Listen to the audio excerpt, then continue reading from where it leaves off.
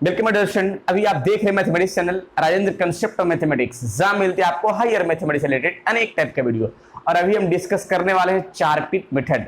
हालांकि ये चारपीट मेथड का वर्किंग रूल मैंने पिछले क्लास में ही डिस्कस कर चुके हैं और पुनः इसके बारे में ये क्वेश्चन हम डिस्कस करने वाले हैं। ये उन विद्यार्थियों के लिए है जो विद्यार्थी बीटेक कर रहे हैं, अर्थात इंजीनियरिंग मैथमेटिक्स के विद्यार्थी हो या फिर बीएससी हो या फिर एमएससी हो या किसी कॉम्पिटिटिव की तैयारी कर रहे हैं, as like CSR, NET, GATE, IIT exam, इस तरह के अनेक कंपटीशन के लिए ये टॉपिक बहुत ही बेहतर है।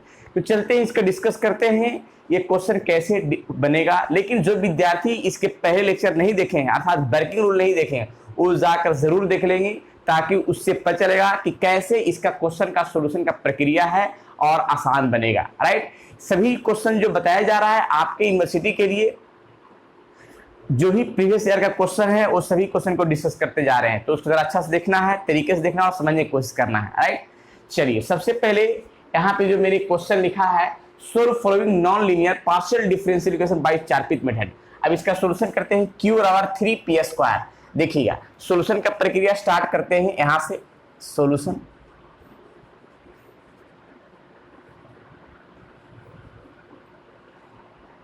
the given partial differential equation is q equals to 3p²। q equals to 3p²। अब यहाँ पे एक काम कर सकते हैं, q को ये साइड कर देते हैं, तो यहाँ पे लिखेंगे 3p² minus q equal to 0। इसको हम इक्वेशन मान लेते हैं फर्स्ट। राइट, अब इस जो फॉर्म आया है इस फॉर्म को एक फंक्शन के रूप में मान लेते हैं। देखिएगा, let function x y z p q equal to मान लेते हैं 3p² माइनस q। इसको इक्वेशन मान लिया क्या, सेकेंड। अब ये जो फंक्शन है x y z p q, ये सभी का डिफरेंशिएट करते हैं, एक बार x के रिस्पेक्ट में, y के रिस्पेक्ट में, z के रिस्पेक्ट में, सभी को एक एक करके देखिएगा कैसे। तो सबसे पहले पार्शियली डिफरेंशिएट करते हैं।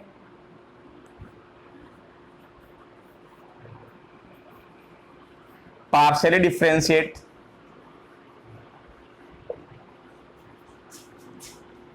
with respect to x y z p q b get. देखिएगा पार्शियली डिफरेंशिएट करते हैं।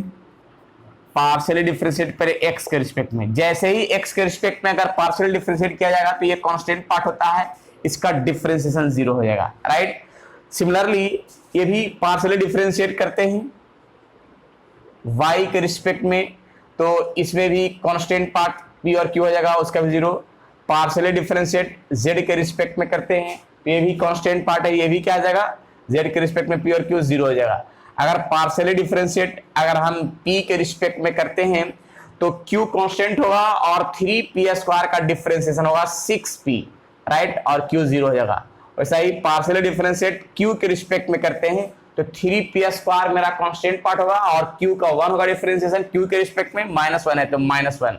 राइट, अब इसके बाद इसका फॉर्म होता है, उस फॉर्म को हम थोड़ा डिस्कस करते हैं पूरी तरीके के साथ। देख लीजिए क्या होता है, इसका फॉर्म का आगे प्रक्रिया है उसको लिख देते हैं।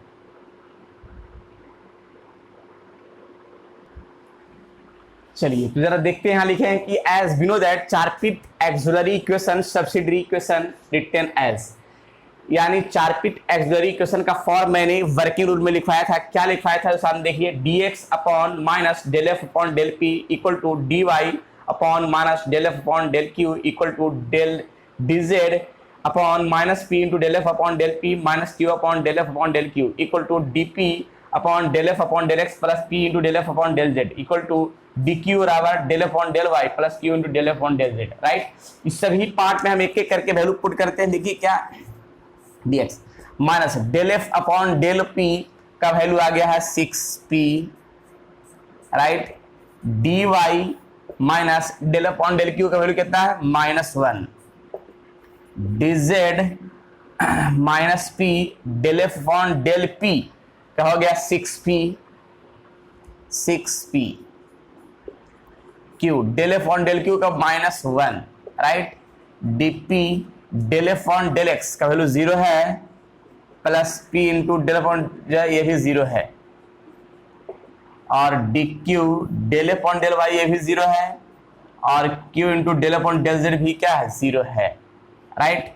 इस तरह से पाथ जो आया है dx अपॉन माइनस 6p और dy upon minus minus plus और dz अपॉन यहाँ पे माइनस 6p स्क्वायर और माइनस माइनस प्लस q और dp अपॉन 0 ये 0 आ जाएगा, और dq अपॉन ये भी 0 आ जाएगा, राइट। ये फॉर्म जो है सभी ध्यान से देखेंगे कि इसका क्या क्या टर्म बनेगा। जो अब इसमें हम इसको इक्वेशन क्या मान लेते हैं, थर्ड मान लेते हैं, राइट। अब चलते हैं जरा from equation third, from equation third taking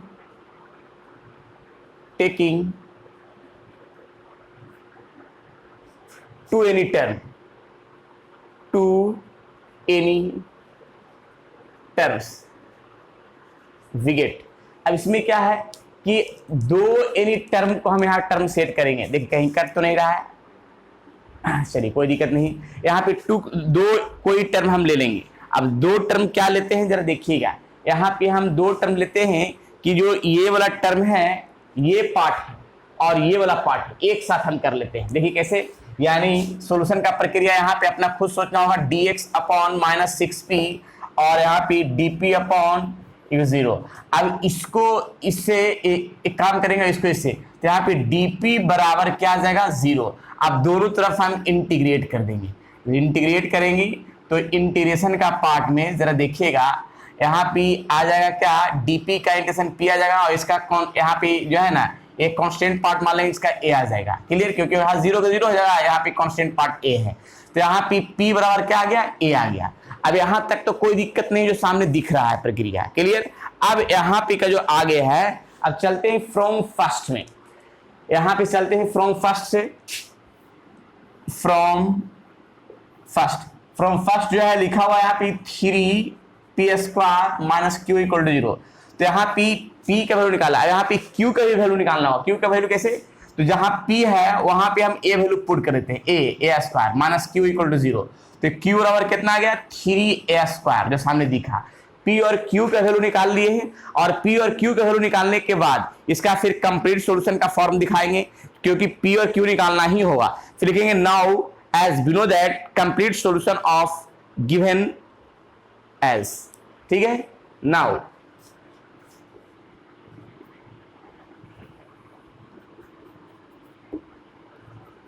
we know that complete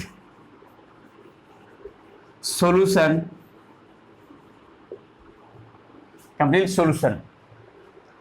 is given as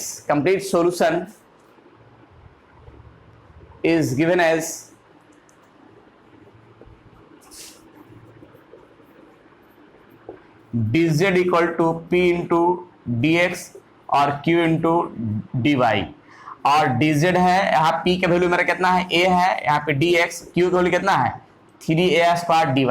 अब दोनों तरफ लगाते हैं integration, on integration,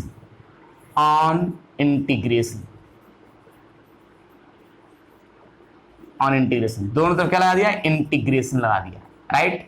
constant part को बाहर कर देंगे। देखिए ये सारा प्रक्रिया जो मैंने बताया उसको अच्छे से समझना है ताकि दिक्कत ना हो। और यहाँ पे dz का इंटीग्रेशन z हो जाएगा, a हो गया, और dx का x हो जाएगा 3a स्क्वायर और dy का y हो गया, क्लियर। प्लस क्या लिख देंगे यहाँ पे d लिख देंगे। तो ये फॉर कांस्टेंट पार्ट है। अब ये मेरा हो गया कंप्लीट सॉल्यूशन, जो सामने दिखा वो परफेक्ट रूप में, क्लियर। देख लीजिए इसको, लास्ट में एक लाइन लिखें, which is the required complete solution of given equation.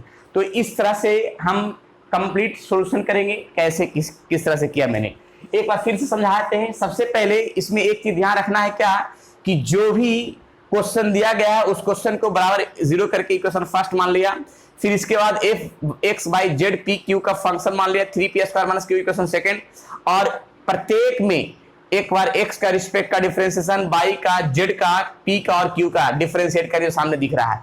फिर यहाँ पे चारपीट मेथड का जो भी मैंने फॉर्म लिखवाया है वर्किंग रूल में, उसको याद रखना है कि dx upon minus del upon del p equal to dy upon minus del upon del Q equal to dz upon minus p into del F upon del p minus q into del upon del Q equal to dp upon del upon del x plus p into del upon del z equal to dq del upon del y plus q into del upon del z, right. सभी का value put कर देंगे।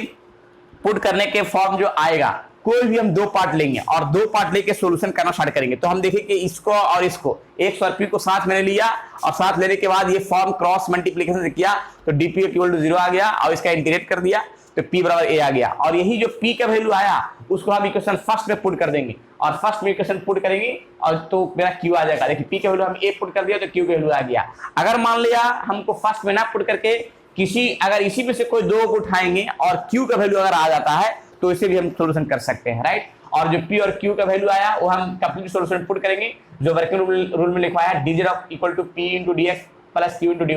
p और q का value का put कर दिया और इंटीग्रेशन कर दिए तो dx का x हो जाएगा और y का dy का y हो गया और dz का z। क्लियर, यहाँ p। ये रहा हमारा कंप्लीट सोल्यूशन। एक क्वेश्चन बना के दिखाना है जो आपके एग्जाम के लिए बहुत बेहतर हो गए। अभी हम बहुत सारा क्वेश्चन प्रैक्टिस करवाने वाले हैं तो ताकि आपको किसी प्रकार कोई दिक्कत ना हो सके, राइट। चलिए हम क्वेश्चन एक देते हैं एसडब्ल्यू ग्रुप में, बाकी फिर इसका विशेष डिस्कस करेंगे। चलिए ये क्वेश्चन जो है solve z equal to p q, ये सोल्व करना है बाई चारपीत मेथड द्वारा। नहीं सोल्व हुआ तो कमेंट बॉक्स में कमेंट करना है ताकि इसका हम सॉल्यूशन नेक्स्ट वीडियो में कर सकें और पूरी तरीका से कर सकें और बेहतरीन बना सकें, राइट। आज इतना ही, फिर विशेष मिलते हैं नेक्स्ट वीडियो में। जब तक के लिए आप लोग खुश रहिए, स्वस्थ रहिए और मस्त रहिए, पढ़ते रहिए।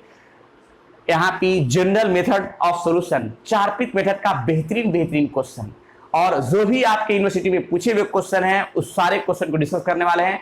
अगर जो विद्यार्थी को बहुत सारा क्वेश्चन चाहिए तो वो टेलीग्राम ग्रुप में ज्वाइन होकर के कमेंट करेंगे ताकि उस पर हम बहुत सारा क्वेश्चन भेज सकते हैं, उसका पीडीएफ, राइट। चलिए आज इतना ही, फिर विशेष मिलते हैं नेक्स्ट वीडियो में।